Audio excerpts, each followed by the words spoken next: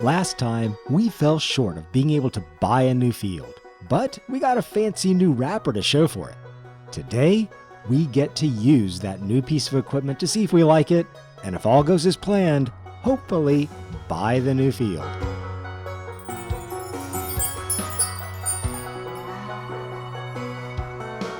As we roll into March, let's check on the new field we want to buy right next door from Cody, who's the current owner. It looks unplanted and is at 50% fertilization. Not great. At least not great just yet. Our own 2 grass fields are at their first harvest stage, so we'll be ready to cut next month in April. We have 3 mushroom pallets ready, and the mushroom house is working hard to put money in our pockets. Before we advance into April, let's check the used equipment listing. That white tractor would be a good addition. We should start thinking about getting another tractor. It has no front loader or 3-point linkage on the front, but it has good horsepower and is affordable. It's just not what we need right now. Our mission is to buy that new field without a loan and still have enough to pay our monthly bills and be able to afford the rental fees on the baler and roller. So we'll stay on task as we begin a beautiful spring day here in April. Let's check on Katie's field. She's planted her grass, and it's growing. Well done, Katie. I've also had my eye on this field down here on the other side of the creek. It has soybeans planted and is in need of some care. And that field very well may be in our future as well. We won't be getting any of it though if we don't stop daydreaming and start working. Let's drop the trailer off out of the way and get cutting.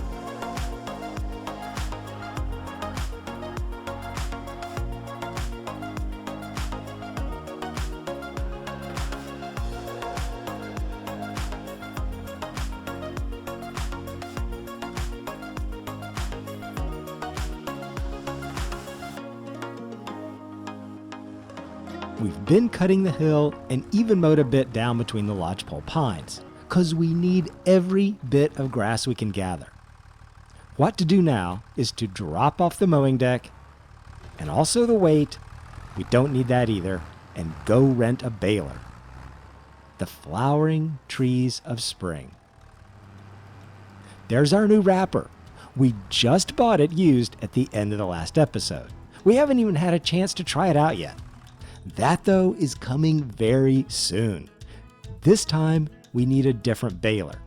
We're moving up in size and doing 180 centimeter bales in our new amazing wrapper. There doesn't seem to be a functional difference between the Kuhn and the Krone balers, so we'll get the Kuhn, because it weighs less and should be easier to pull. The larger size bales will mean less bale handling, and I'm curious to see how many of those big ones we'll be able to get off the fields.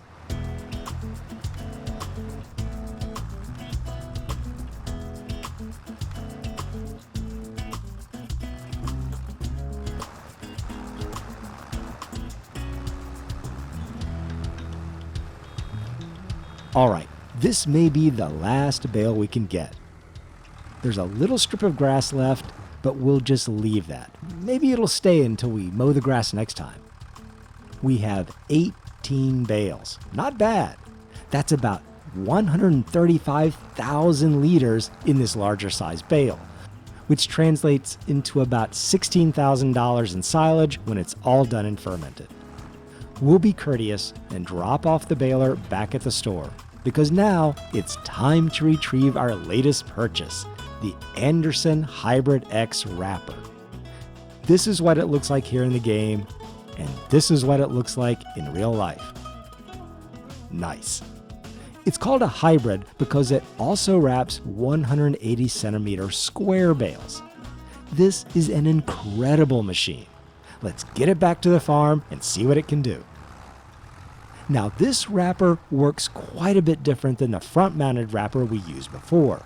In fact, this wrapper doesn't use the tractor at all. What you do is set it off to the side of the field and just drop the bales into it. It feeds them into the machine and creates a kind of long sausage of bales, all connected together. Now, in terms of work, it's probably pretty near the same as the front-mounted baler. We still got to pick up the bales from wherever they are in the field and come drop them off out of the way at a central area. The big bales are too heavy for our tractor to lift, so we'll see how working them one at a time feels.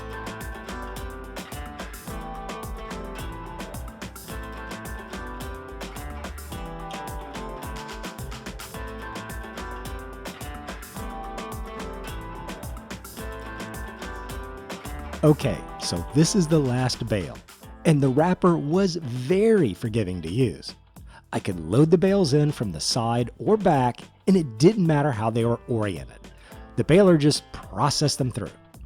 Now, when you get to the last bale you want in your line, you just press R and unload the bales. An interesting thing about this wrapper, the whole machine creeps forward as it pushes out the bales. You essentially start the machine where you want the bale log to begin and have it pointed in the direction it should go. Pretty easy. And the roll of silage it makes is very compact. There's a quadrant baler that's used on sale.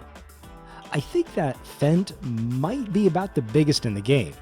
It can make the 180 centimeter square bales our new wrapper can handle, all the way up to 240 centimeters. That's a big bale. It is, however, still way too expensive, and even if we did have the money, we'd need a much bigger tractor. It requires 275 horsepower to run properly, way off from the 116 of our John Deere. We came here for the roller though. Let's get that back and finish off the field.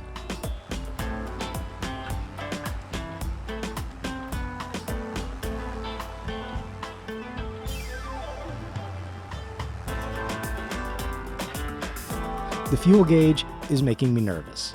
We might be able to finish the field, but if we run out of diesel, it'll be a very expensive mistake, so we won't take the chance.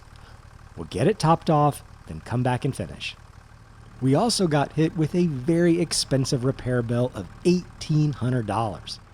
We let it get too worn below 50%, and that starts to get costly. This rolling should be quick. Let's knock it out.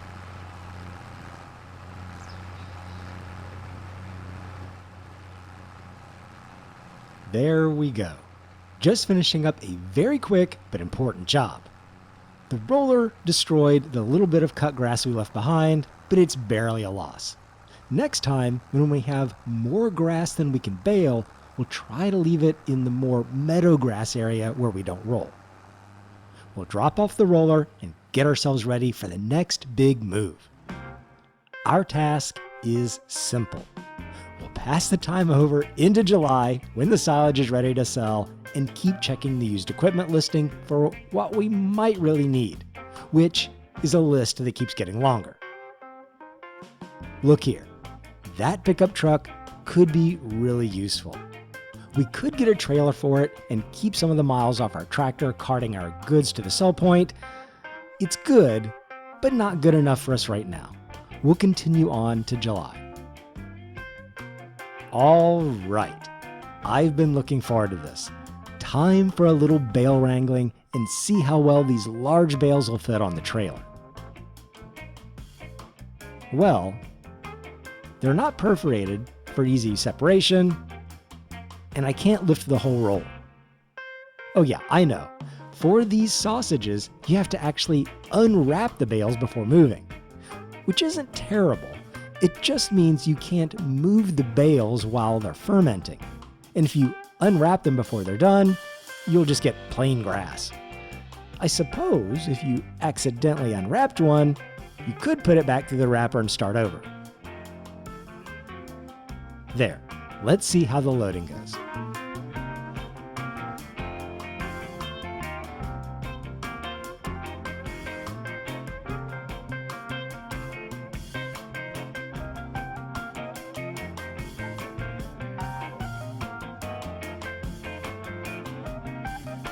Okay, the verdict is positive. I can still easily fit 6 bales on the trailer like I could the smaller ones, and oddly, loading them one by one took the same amount of time as when I was loading 2 at a time with the smaller ones. I think it's because I had to futz a little with getting 2 to slide off the tines easily. Let's see what we get. About 5,500. Awesome. Let's get another trailer loaded and sold.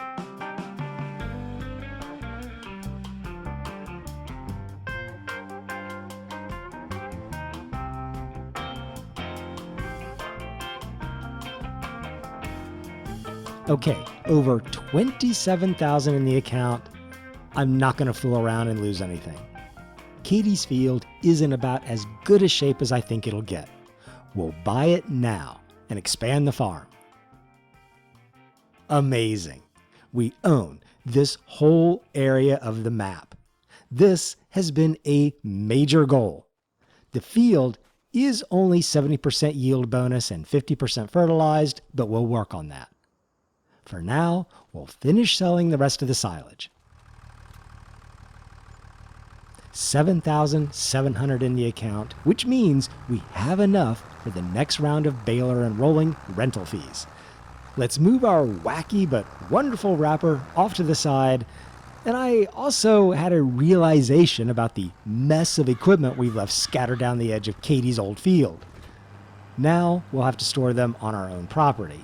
And really, I want to get a shed, even if it's just for all the implements we're collecting.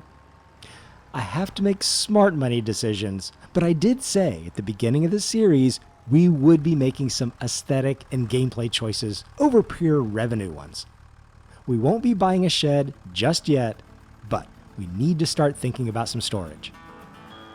Okay, it's time to get on with the big job of mowing, baling, and wrapping all 3 fields.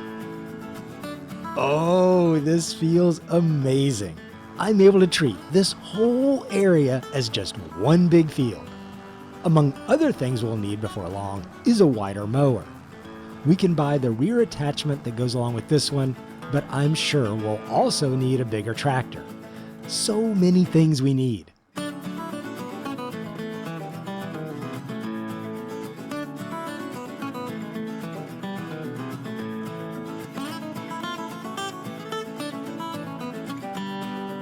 Crisis on the farm.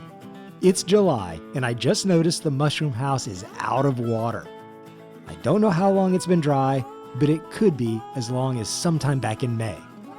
That was a costly mistake. I'm sure we lost $1,000 or $2,000. We'll get back to the mushroom house as quickly as we can with the water tanker and just do the best we can from here.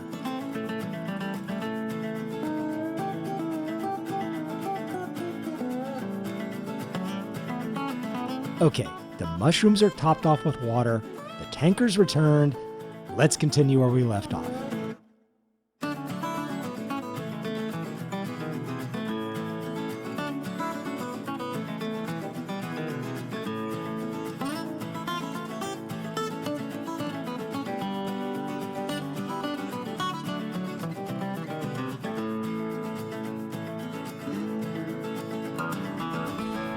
Okay, that's it for the main fields. I think we can get one more bale though off what's left on the hill and the rows down between the lodgepole pines. It's not the easiest maneuvering down there, but it should be worth one more bale, and that's several $100s we absolutely need.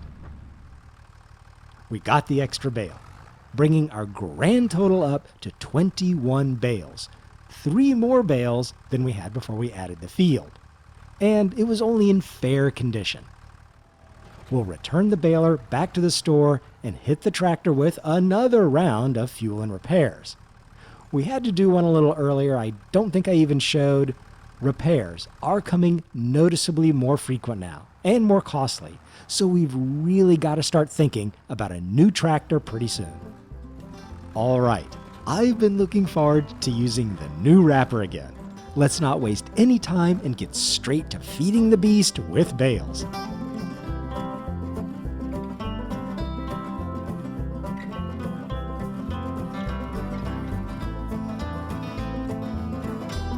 All done and unloaded.